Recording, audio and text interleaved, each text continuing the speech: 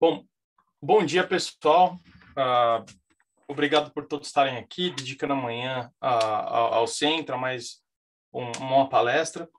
O tema da nossa palestra hoje é o poder do pensamento. E o motivo pelo qual eu escolhi esse tema, né?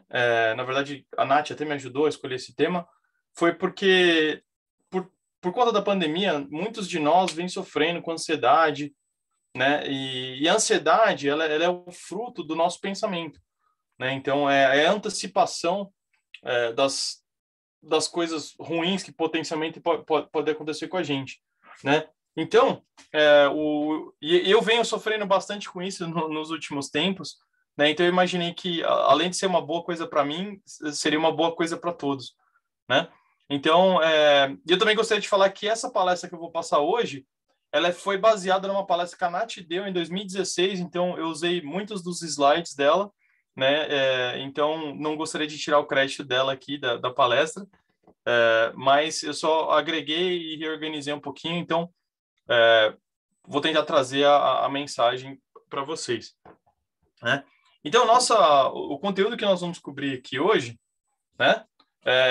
Primeiro, a gente vai entender como que funciona o pensamento segundo a ciência, né? O que a ciência considera o pensamento. E aí a gente vai ver até uns videozinhos durante a apresentação para ilustrar, né? E aí, depois disso, nós vamos cobrir o pensamento segundo o Espiritismo e como o pensamento afeta o nosso dia a dia e mostrar alguns exemplos disso. E, bem no fim, a gente vai passar umas dicas de como lidar com os pensamentos, como controlar nossos impulsos e para que a nossa vida, nosso dia a dia seja melhor. Então, esse é o intuito da nossa palestra de hoje, né? Então, como muitos de nós sabemos, né, o pensamento, ele começa no nosso, do ponto de vista fisiológico, né, nós temos nossos pensamentos, esses pensamentos se transformam em sentimentos e esses sentimentos nos levam a diferentes ações, né? Então, esse é um conceito geral do que seria o pensamento. Do ponto de vista da ciência, tem esse vídeo muito interessante que vai mais em detalhe em como a ciência entende do funcionamento do pensamento, né? Então, eu vou colocar aqui para vocês. Vamos ver se a gente consegue colocar aqui. Então, vamos tocar. São só 2 minutinhos.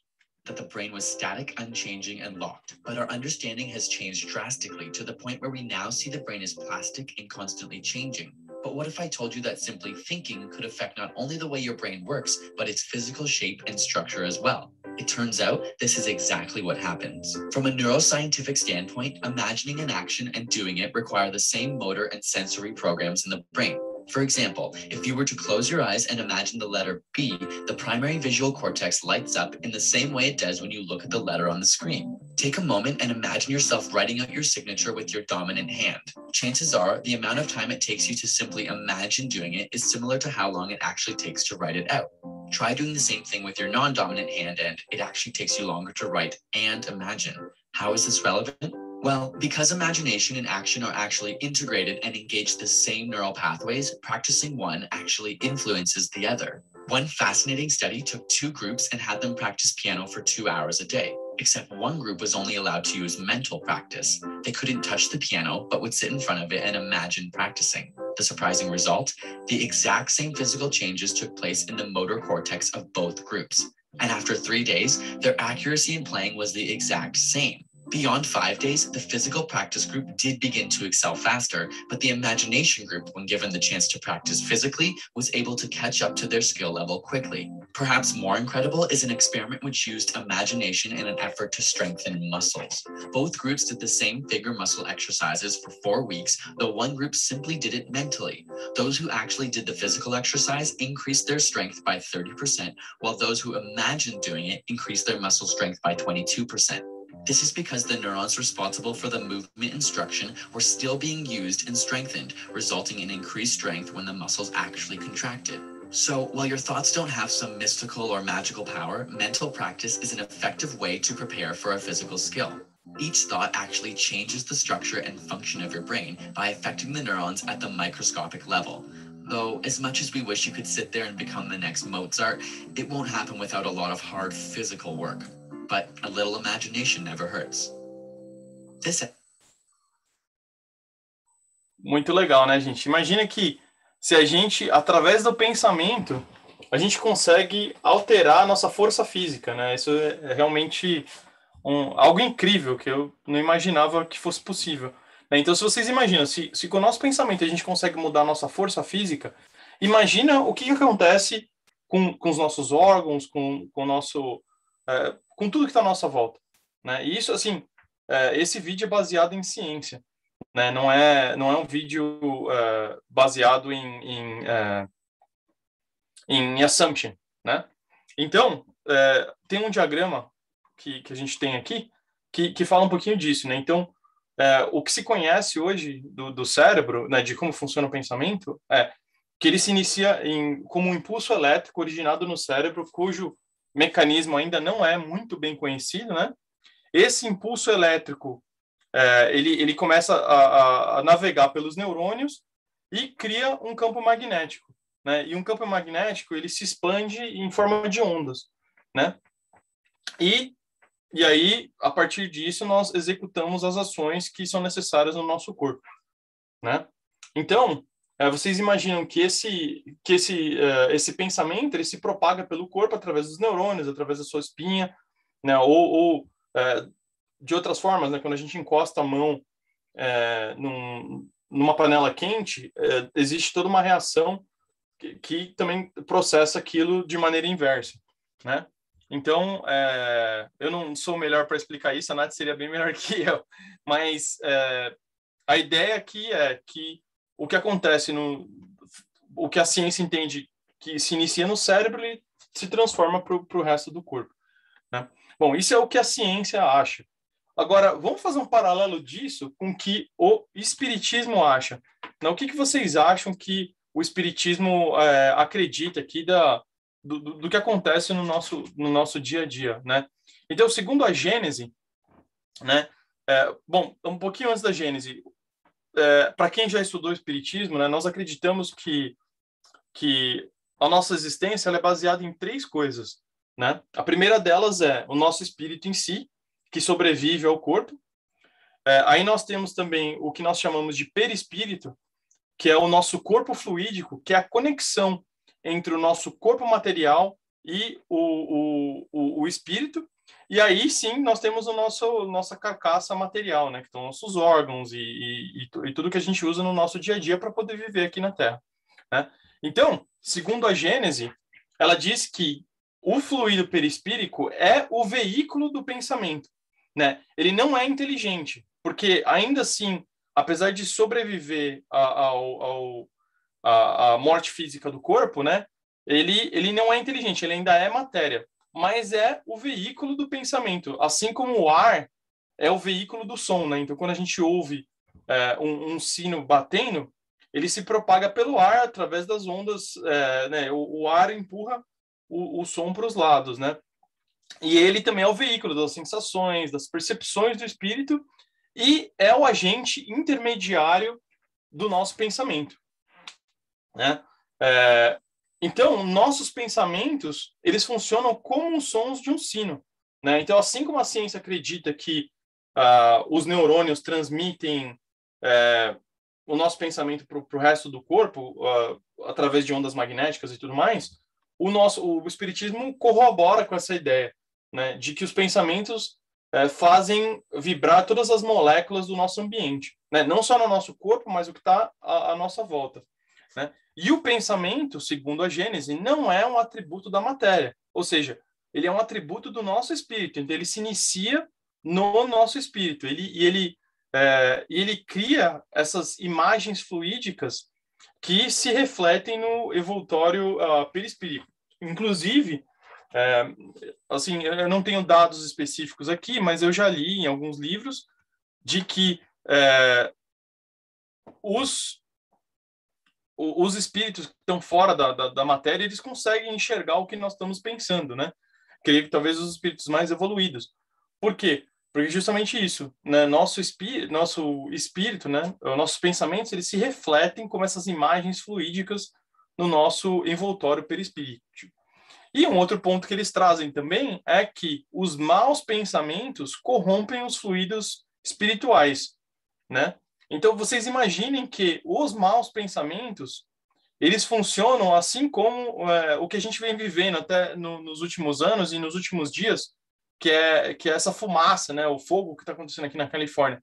Então, vocês imaginam que se a gente tem pensamentos negativos ou maus pensamentos, é como se a gente estivesse constantemente respirando um ar poluído, né? Esse ar pesado, né? Então, isso é, de uma maneira assim mais simples de explicar, é assim que funcionam os maus pensamentos com relação ao nosso corpo, à nossa existência, né? Por isso que é importante a gente lidar com isso, né? E aí eu trouxe mais algumas bases aqui do Livro dos Espíritos, né? Então a gente tem essa questão 367 do Livro dos Espíritos, onde Kardec pergunta aos espíritos, né? Então, unindo o seu corpo, o espírito se identifica com a matéria? E aí os espíritos explicam. A matéria é apenas o envoltório do espírito, como o vestuário é do corpo. Unindo-se a este, o espírito conserva seus atributos de natureza espiritual, ou seja, aquilo que eu acabei de falar antes, né? A composição das três coisas: nosso espírito, o perispírito e o nosso corpo, né? Então, o que se conserva é o espírito e o perispírito. O nosso corpo, ele fica, né?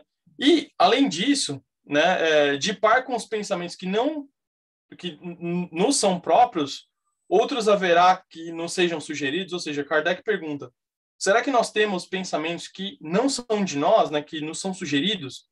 E aí, os espíritos respondem, vossa alma é um espírito que pensa. Não ignorais que, frequentemente, muitos pensamentos vos acodem a um tempo sobre o mesmo assunto, e não raro, contrários uns aos outros. Pois bem, no conjunto deles estão sempre as misturas de vossos com os nossos. Daí a incerteza que vos vedes.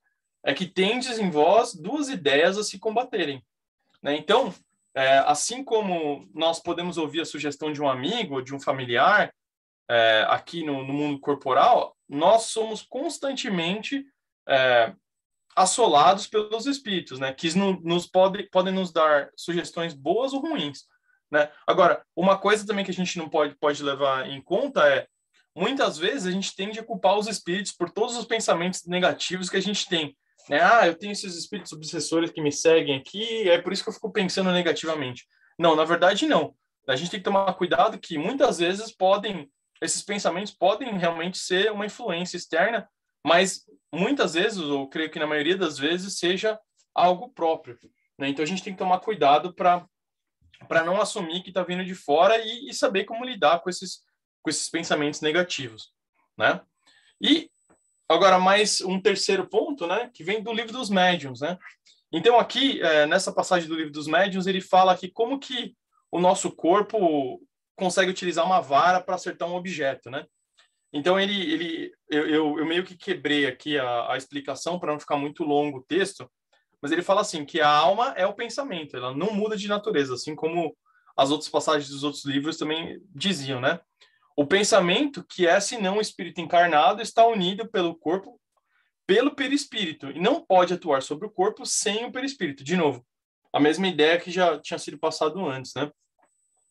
E ele atua sobre o perispírito pelo fato de ter afinidade, né? Então, de novo, o perispírito é aquele veículo com que o espírito usa para controlar o nosso corpo. E o perispírito atua sobre através da nossa né, do nosso corpo, ele atua sobre os músculos. E aí o músculo toma a vara e bate no ponto que a gente quer acertar, né? Então essa é a ideia. A gente tem todo um mecanismo, né, que é conectado com o perispírito e que atua no nosso corpo. Tem um livro muito interessante do André Luiz que chama Mecanismos da Mediunidade, e ele fala totalmente em detalhes de como que funciona essa transição. E é então interessante para quem tiver interesse em saber um pouquinho mais, esse livro traz muito mais detalhes em como existe essa conexão, né?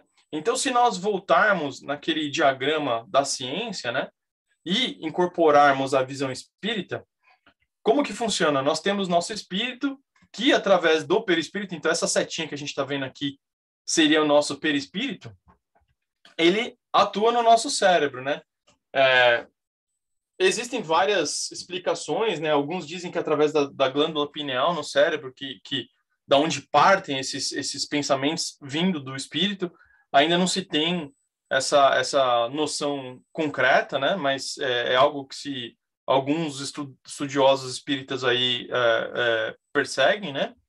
E através do cérebro, aí se utiliza o mesmo mecanismo que a ciência acredita, né? Através dos neurônios, através do campo magnético e tudo mais, a gente executa as nossas ações. Então, vocês veem que o espiritismo e a ciência, eles corroboram em vários pontos, né? O que a ciência ainda não acredita é que existe um agente externo, que no nosso caso é o espírito, e o perispírito que atuam no cérebro, né? Então, vocês veem que tem essa similaridade de pensamentos aí. Agora, o que nós podemos fazer para lidar com esses pensamentos, né? Então, tem um outro videozinho que eu gostaria de passar para vocês, que fala a respeito do poder da meditação com relação a atuar no nosso dia a dia e nos nossos pensamentos, né? Então, deixa eu colocar aqui para vocês esse videozinho, também são só 2 minutos. People have practiced meditation for spiritual, emotional, and physical well-being. But from a scientific perspective, how exactly does meditating affect your body? Does it really do anything? It all starts in the brain. During meditation, brain scans see increased activity in regions directly correlated with decreased anxiety and depression, along with increased pain tolerance. The default mode network, in particular, is activated when one's mind is at rest and not focusing on the outside world, and has been found to improve memory, self-awareness, and goal setting. Want to be more caring to your friends and family? When scientists compared the brains of Buddhist monks to new meditators, they found the region of the brain associated with empathy to be much more pronounced in the monks. It also literally changes your brain waves, and we can measure these frequencies. Meditators have higher levels of alpha waves, which have been shown to reduce feelings of negative mood, tension, sadness, and anger. And if that wasn't enough, it also physically changes our brain shape and size. Studies found that after 8 weeks of a meditation program, gray matter was more dense in areas associated with learning, memory processing, and emotion regulation.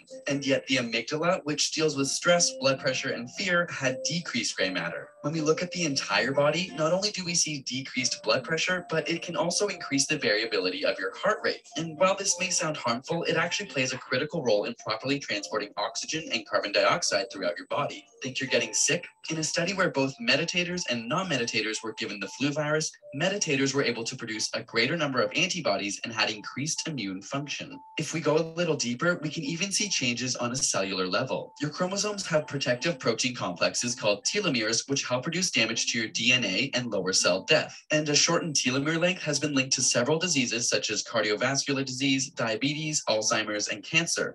Amazingly, when cancer survivors completed a meditation program, their bodies showed significant increases in telomere length. It's believed that psychological intervention, particularly decreasing stress, has a direct effect on the enzyme telomerase, which has been shown to counteract shortening by adding DNA to the shrinking telomeres. Of course, meditation is not a substitute for other medical advice or a healthy lifestyle. We don't want you leaving this video thinking it will cure cancer. But much like hitting the gym can grow your muscles and increase your overall health, it seems that meditation may be a way of working out your brain with extra health benefits. And since your brain controls, well, all of you, why not relax and say, every once in a while. And if you like working out,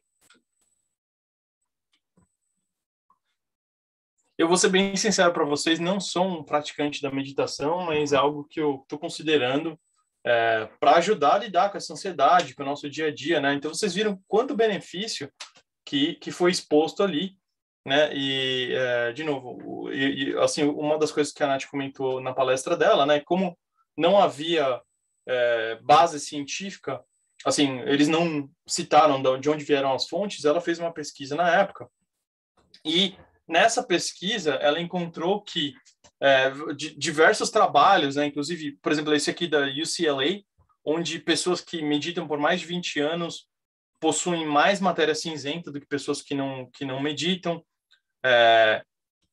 Aquela Default Mode Network que ele menciona no vídeo, né, que a meditação diminui a atividade nessa rede do cérebro, né, que a meditação também diminui a depressão numa taxa tão eficaz quanto o uso de antidepressivos, né? Ou seja, que ela acaba criando um efeito similar ao que o remédio cria, né? Enfim, você tem todos esses benefícios aí com estudos mais elaborados, né? E aí tem um outro último vídeo, prometo para vocês que esse é o último vídeo que eu vou mostrar hoje, né? É um exemplo de como o pensamento agiu sobre um grupo de pessoas numa fraternidade, numa universidade aqui dos Estados Unidos, né? Então esse é um programa que passa, e eu vou mostrar só um pedacinho dele para vocês, né? Mas assim, a ideia foi que de repente apareceu no ER, né, no pronto-socorro, muitos membros de uma fraternidade, todos eles fazendo um xixi azul, né? Então vocês podem até ver, tá na mão do médico aí, um xixi azul. E aí eles começaram a sentir diversos sintomas e nada fazia sentido, né? Então deixa eu colocar esse vídeo para vocês aqui e vamos colocar de novo, são só 2 minutinhos também.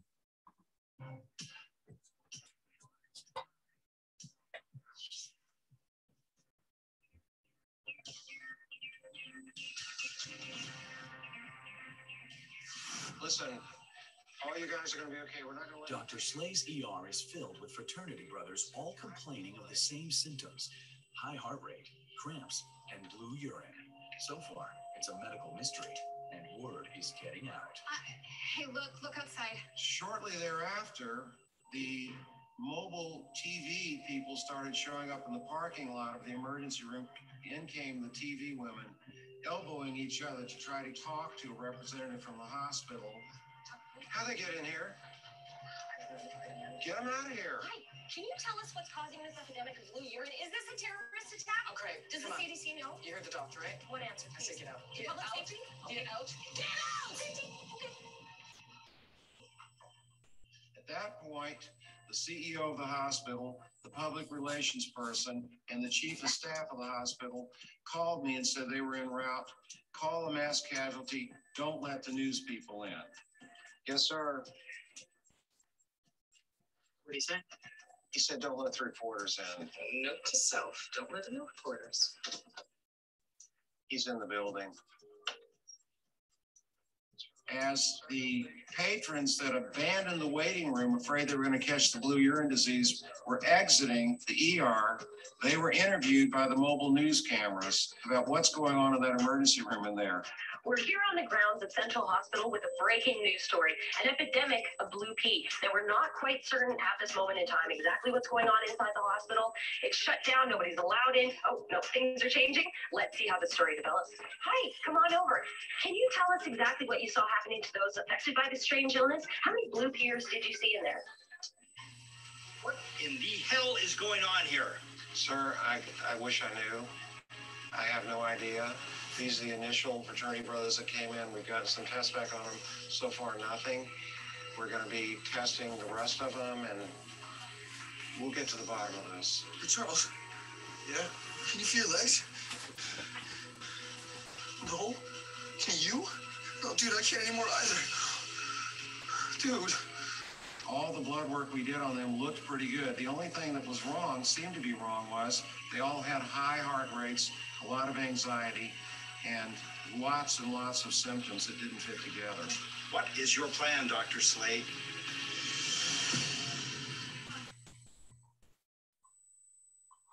Bom, só para resumir a história,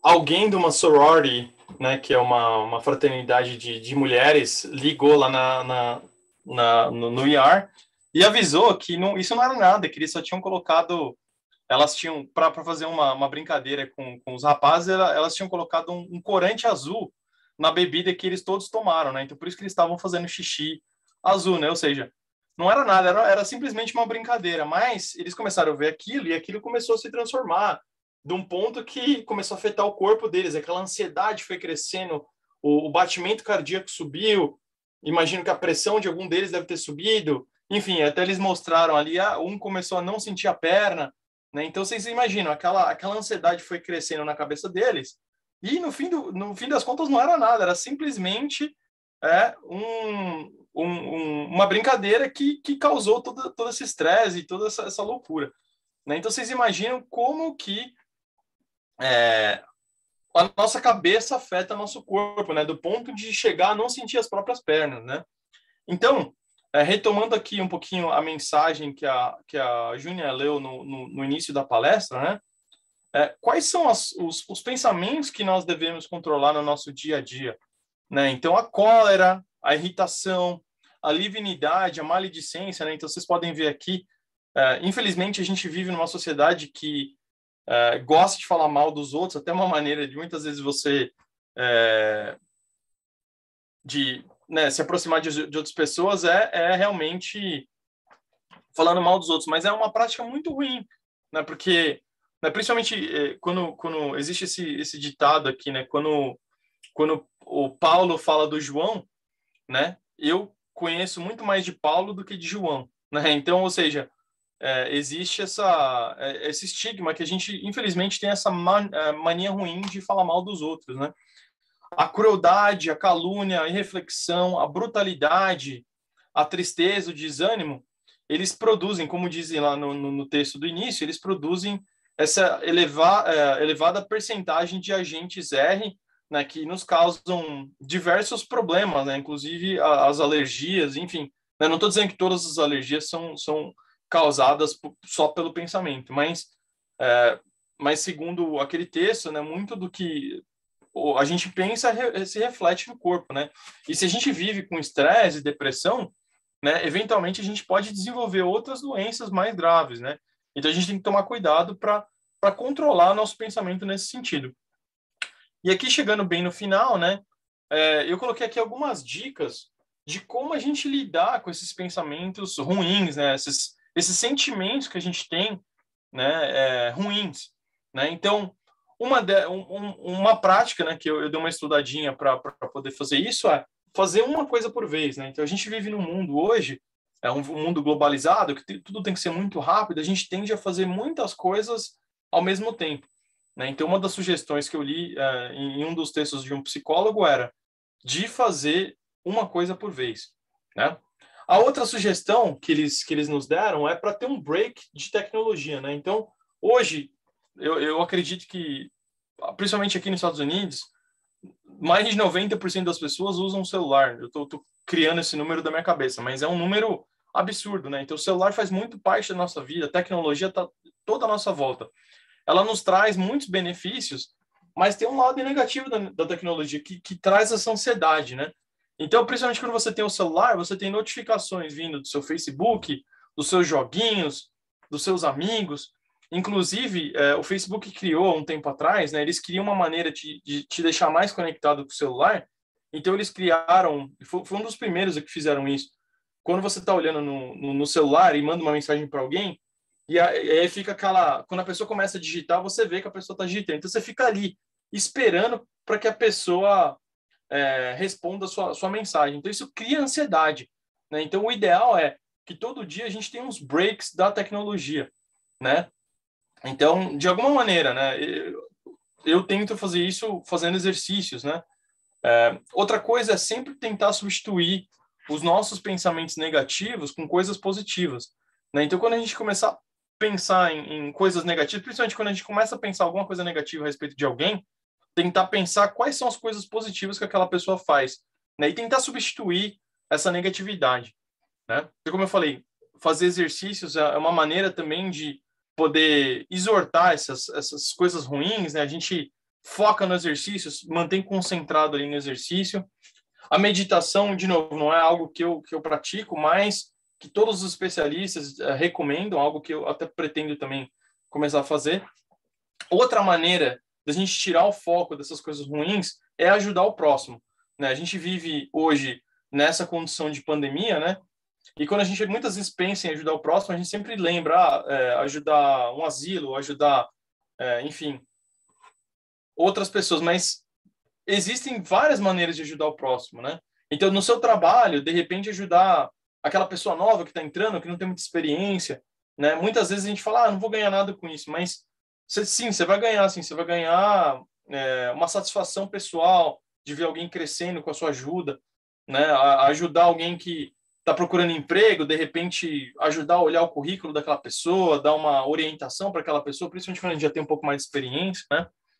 A outra sugestão é da gente ler ou escutar, né? Hoje a gente tem a opção de escutar os livros, ao invés de assistir um programa, ou ao invés de fazer alguma coisa. Existe o acesso a conteúdo é o que não nos falta hoje em dia, né? Isso é uma das coisas boas que a tecnologia nos traz. Então, em vez de a gente assistir um programa, a gente lê, aprender uma coisa nova, né? Outra coisa que funciona para mim é deixar de ler um pouco as notícias, né? As notícias são importantes, só que elas são hoje baseadas em algoritmos, né? Então, quanto mais você lê a respeito de uma notícia, mais você vai aparecer para você, principalmente quando você lê no celular, né? Mais aquele tipo de notícia vai aparecer para você. E a gente tende a ler sempre as coisas mais dramáticas ou as coisas involuntariamente a gente tende a ler essas coisas. Então, no meu caso, né, eu tento limitar um pouco o que eu leio com relação à notícia, porque causa essa ansiedade, né? Causa esse estresse, sabe? Principalmente quando a gente vê, a gente costuma ver mais notícia ruim do que notícia boa, então cria esse sentimento ruim, né? Então eu, ao invés, o que eu comecei a fazer quando eu tenho essa necessidade de ler uma notícia, eu comecei a aprender algo novo, né? Eu comecei a aprender francês, então eu baixei um app que você consegue aprender línguas, né? E aí eu ao invés de eu ler a notícia, eu fico lá e faço o meu appzinho de francês lá e estou aprendendo, né? Então substituir algo que te faz se sentir mal por algo novo, algo interessante, né?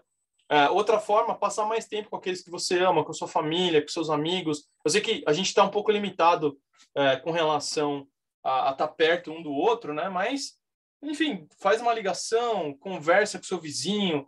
A gente aqui tem o costume de levar o Vitor para dar uma volta no quarteirão e conversa com os vizinhos, nem que seja de longe, né? Você tira um pouco o foco das coisas ruins. Criar um novo hobby, né?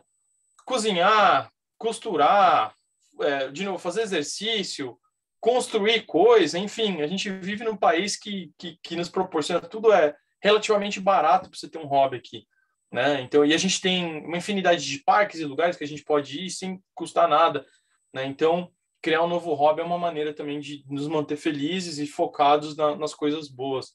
E, de novo, sempre focar nas coisas positivas da nossa vida. Quando a gente sente, né, que algo ruim está nos passando, a gente focar nas coisas boas, né? Poxa, pelo menos eu tenho um emprego, pelo menos minha saúde está boa, pelo menos nada ruim aconteceu. Eu lembro no ano passado, quando a gente teve um problema de alagamento, a gente estava no Brasil e a nossa casa alagou, né?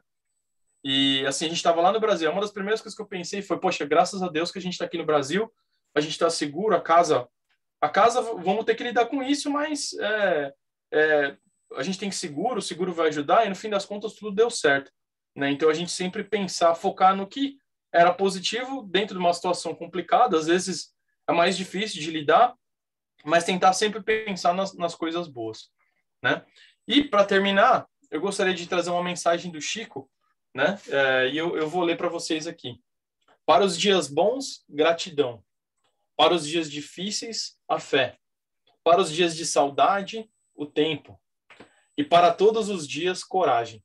Então essa é a mensagem que eu deixo para vocês e que vocês tenham uma semana maravilhosa.